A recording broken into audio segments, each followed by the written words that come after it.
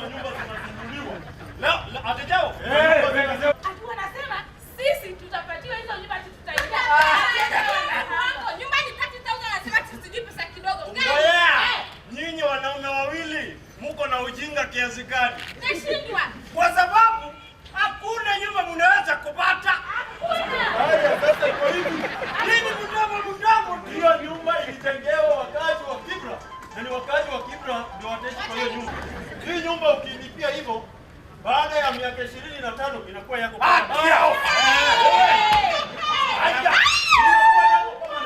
Haya. Hakuna mtu wa Karen ambaye atakuja kuishi kwa hizi nyumba. Hiyo. Sawa sawa. Wao wakishakuja huko penye kumebaki pia zitajengwa. Sawa sawa. Okay, ni block 8 tutakuwa na bili kwa kufikisha.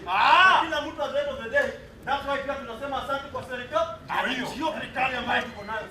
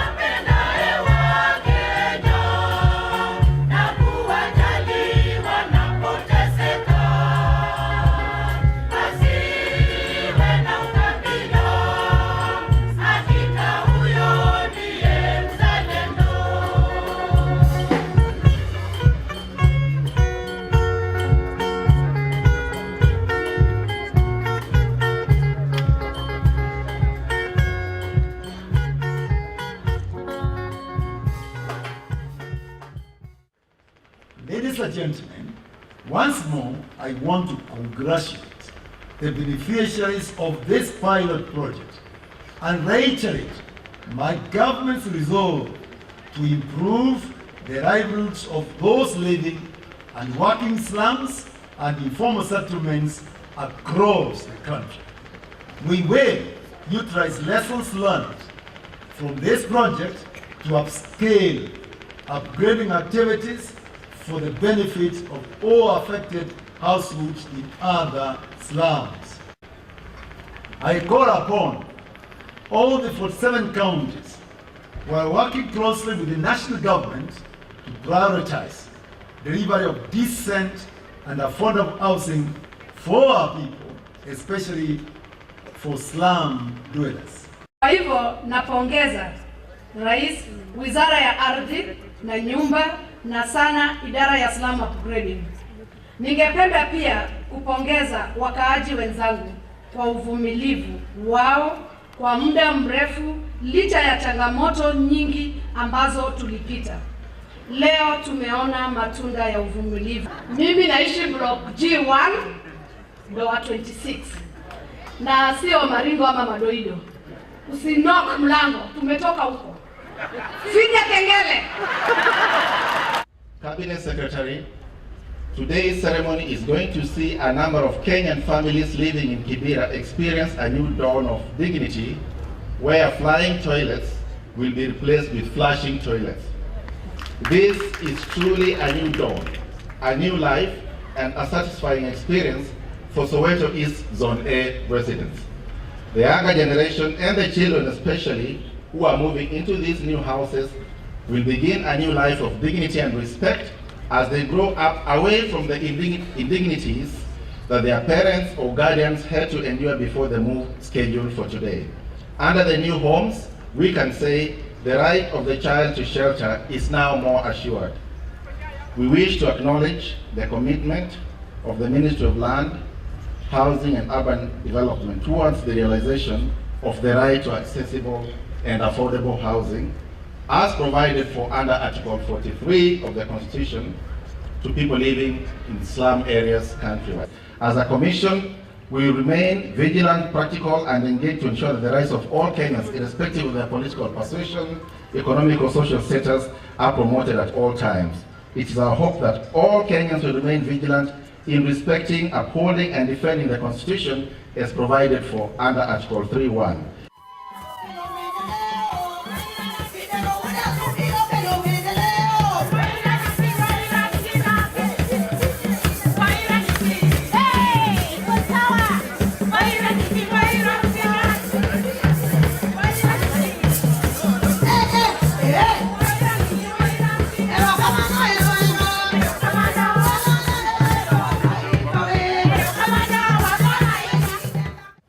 adequate affordable housing is a requirement in our constitution, as had been said, Article 43, but also is one of those things that adds dignity to our lives, and allowance and provision of dignity is also a requirement in our constitution, Article 28. Housing is indeed one of the basic human needs, besides food and clothing.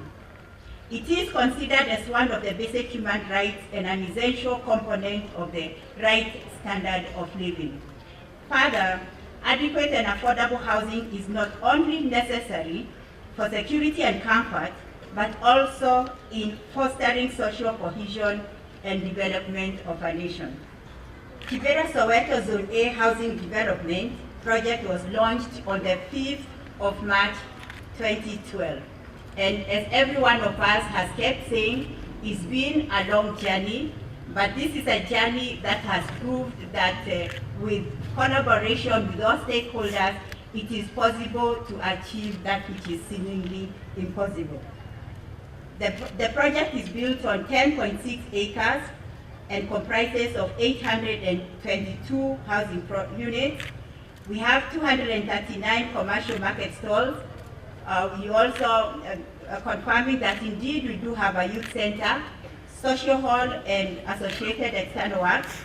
And these include even the very beautiful fencing you see on our right. I also want to confirm that the government is in the final stages of processing the built environmental bill that provides a legal and institutional framework to address the provision of housing. This includes establishment of a one-stop approval process within one agency. This will also have the review of the building code, which has incorporated emerging best practices, technologies, building materials and components, including ICT in building processes. The code is more progressive and based on material performance rather than material specification. We are expected to grow rapidly towards urbanization.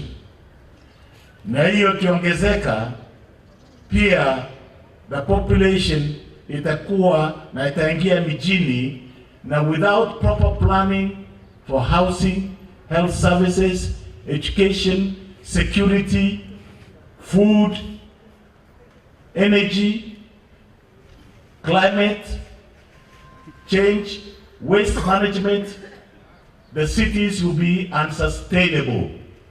Itakuwa ngumu kukaa vile imekuwa ngumu kukaa katika hii mtaa wa Kibera hapo awali. I wish and I will do whatever I can to try that phase B, instead of 12 years, it can be done in 2 years. You know, because I think that we have learned a lot. All of us, we have learned a lot.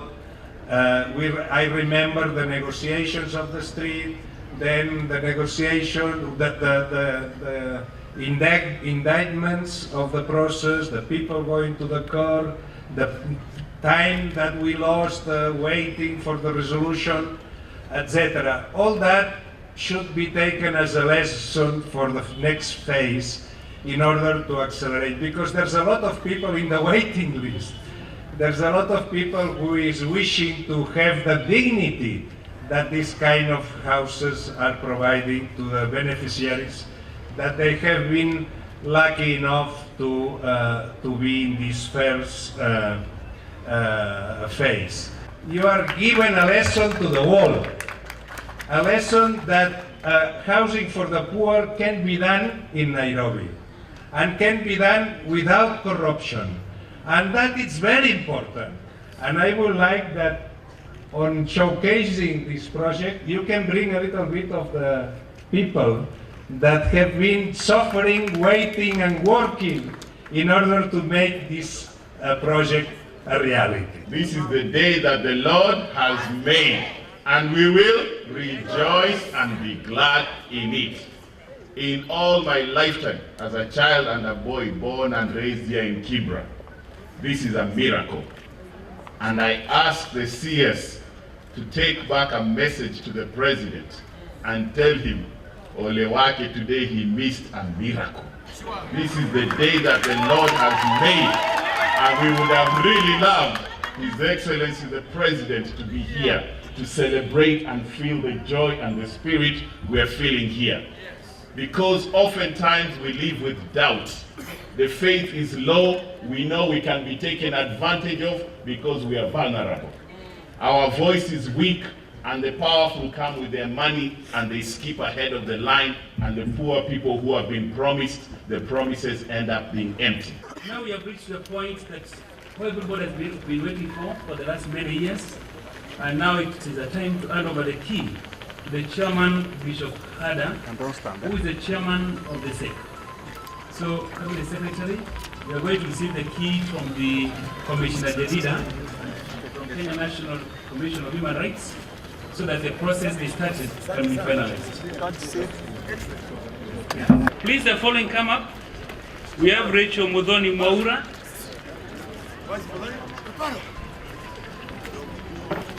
Rachel Muthoni Mwaura. Rachel Muthoni Mwaura, she is 70 years old. She has special needs and senior citizen. Congratulations. Yes.